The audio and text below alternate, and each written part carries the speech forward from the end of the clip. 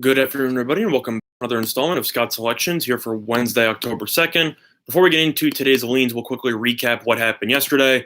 Unfortunately, the slump that we are currently in is going to continue as the Nationals and Brewers 0-0 at the end of the first inning bet at minus 130 on FanDuel ended up not working out as Grandal ended up hitting a two-run homer in the first inning. It's kind of upsetting based on the fact that Grandal entering the game had a career batting average of .077 against Scherzer, and yet he ended up hitting a home run. Is what it is. Thrilling game in itself. I personally made some money live betting it when Strasburg came into the game, but as a whole, I apologize for the recent bad string of games that we've put together here. My bad. I know that it's not just your bankrolls that are in it. It's my bankroll as well, as I've also lost on every single bet that I've given out for all of you.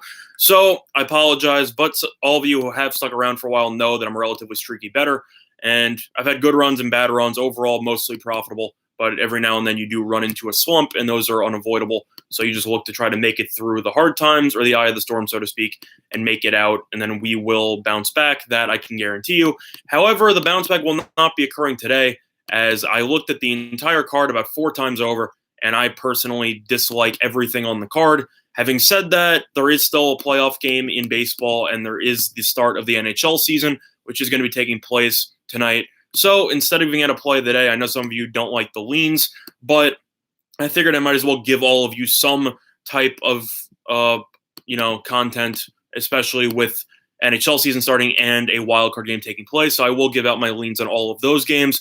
Also, another thing to mention, since the MLB playoff bracket will officially be determined by tonight, in the sense that we know who will be playing the Astros in the first round, I will be making a separate video on this channel covering my bracket breakdown for the MLB postseason, and I will also give out some future wagers that I think should be able to generate some nice profit.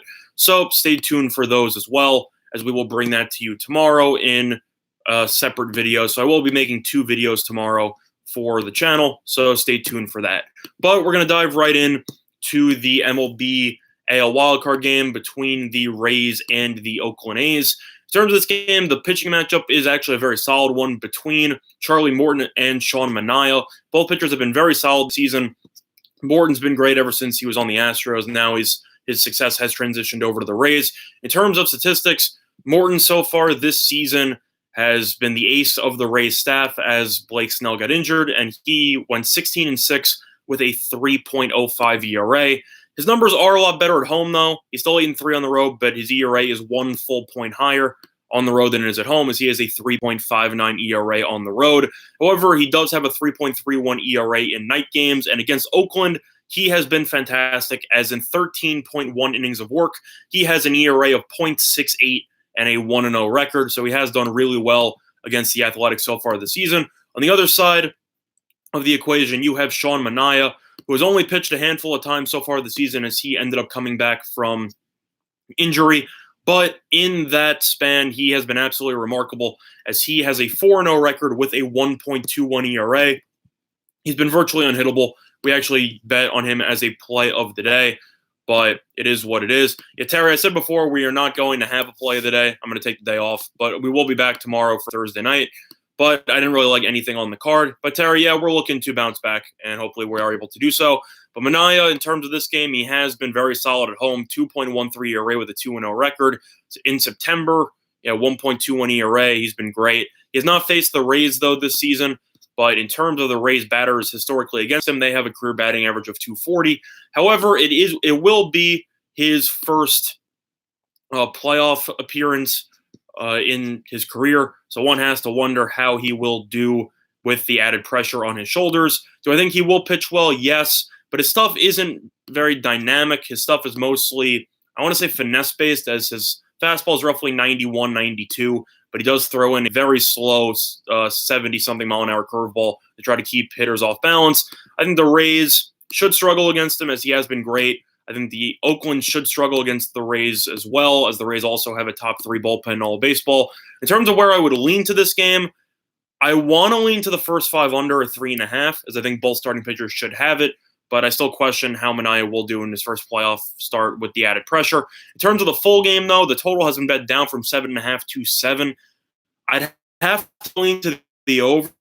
I know that I'm not a big fan of the bet itself, but I can't be taking under 7 in a playoff game, especially with the wind blowing out roughly 8 miles an hour to right center field. You could have a ton of home runs. You could have one pitcher blow it in the bullpen like Hader did last night. Plus, you could still go to extras at 3-3, and then you're in a good spot for the over. I'll lean to the over in 7 here very hesitantly, but that's my initial thoughts on the game. In terms of actual bullpens, Tampa Bay statistically has the better bullpen between these two teams. So if you wanted to look towards a second half money line, you could look at the Rays, but you also have to wonder on who will be coming out of the bullpen for both teams. As for example, yesterday the Nationals in an elimination game decided to end up using Strasburg out of the bullpen as well. So just because of regular season bullpen stats does not account for the fact that Oakland could be using Fiers out of the bullpen or any of their other starting pitchers. So that is definitely something that is worth keeping in mind. Tampa Bay, according to the stats, just to answer your question though, Samuel, Tampa Bay had the number 1 bullpen in terms of ERA in the entire league, and Oakland was in 7th. So Tampa Bay had the best bullpen all baseball according to stats. So that is something that you might want to factor in, but I don't know how much it'll factor in if Oakland decides to use Mike Fiers instead of going to their typical bullpen. So that is something to monitor. But if you want to live bet and you want to keep in mind who is pitching, pretty much all of Tampa Bay's bullpen guys besides Alvarado, who I'm not a big fan of. Castillo's okay, but he's not great either. Other than that, all their other pitchers are pretty much fantastic. So that is something to keep in mind. But I will lean to the over 7 because I think that number is simply too low with the windy conditions. Now, and in terms of the game itself, I will lean to Tampa Bay, as even though a lot of money's poured on Tampa Bay, by the way, Oakland opened up at roughly minus 140. They're down to roughly minus 126 market wide. I have to lean to experience in here. Morton's had a lot of playoff experience with the Astros. Manaea has no playoff experience whatsoever. I know that Oakland has more offensive firepower, I would say, but Tampa Bay is very fundamentally sound. They'll bunt, they'll move people over, they'll steal some bases. I like the way that that team is run, and I think Tampa Bay should be able to squeak away with a victory. In terms of the home and road records, though, some people might just look at Oakland's home record and say that the record's too good, I can't go against them at home. Oakland is 52-29 at home. However, Tampa Bay is 48-33 on the road, as they were a top 3 road team in the entire league. So I think that's kind of a wash. And I will lean in a coin flip game for me. I will lean to the pitcher with more experience. So I will take Tampa Bay on that one. Now, in terms of the hockey matchups here, a lot of uncertainty early on with hockey, as you don't really know what to expect. There is one certainty, though, which is that the Ottawa Senators will be terrible. And they will be terrible for the next couple of years. Ever since they traded Carlson and they got rid of Duchesne and Stone, they pretty much have nobody left in terms of talent. Meanwhile, Toronto brought back Marner about a week and a half ago. So he will be playing. Tavares will be playing. Austin Matthews will be playing. The goalie matchup, it has been confirmed, will be Frederik Andersen versus Craig Anderson. And based on that, the total has already been bet up from 6 to 6.5, which is very high for a hockey game. But I have to lean to the over 6.5 there. Anderson, I think, is serviceable, but I still do not like Toronto's defensive core. I still think Toronto's power play is insane with Tavares and Matthews as well as Marner. So I'll lean to the over there. I think Ottawa should score at least 2 or 3, and I think Toronto could put up 5. So I will lean to the over in that one. Now, the next matchup between the Capitals and the defending Stanley Cup champion, St. Louis Blues, you have Braden Holtby versus Jordan Bennington in that matchup. And currently the Blues on the money line are roughly minus 150. It will be banner night, and typically Stanley Cup teams have performed relatively poorly on banner night. But for me, I'll lean to the under 5.5. I know that Ovechkin is Ovechkin. He could easily put 2 goals into the back of the net at any given time. St. Louis, though, very defensive-minded, as we ended up seeing in the playoffs. They like to park it a little bit. They like to get in front, block some shots, keep the crease relatively clean, and let Bennington clean up all the remaining, messes. But Bennington's great, Holtby's great, and I think that this game should be low scoring. I think it'll be a nail biter. I think the Blues will win 3-2. But in terms of where I would lean in this game, you have 2 elite level goalies going at each other. I think it turns into a war. I'll lean to the under 5.5 in that one. Moving on, you have the Vancouver Canucks versus the Edmonton Oilers in matchup between 2 teams that were pretty underwhelming last year, but have a lot of potential, as Edmonton still has Connor McDavid, who is one of the best players I've personally ever seen.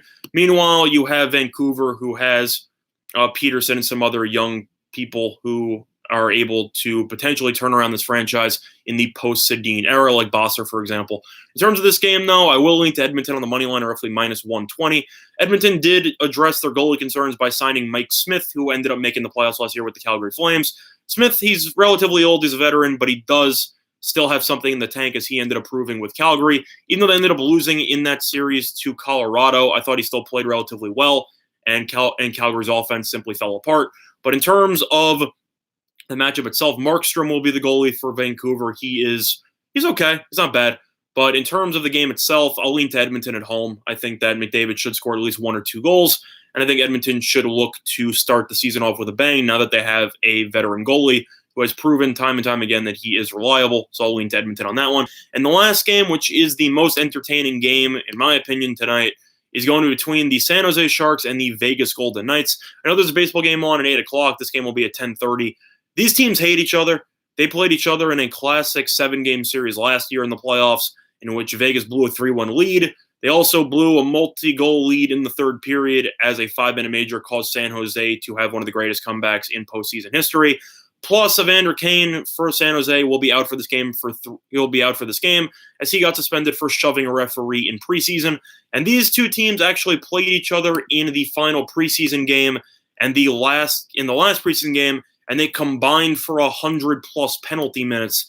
These players hate each other. If I could take the over in fights, I would take it, but that's not available at any sports book.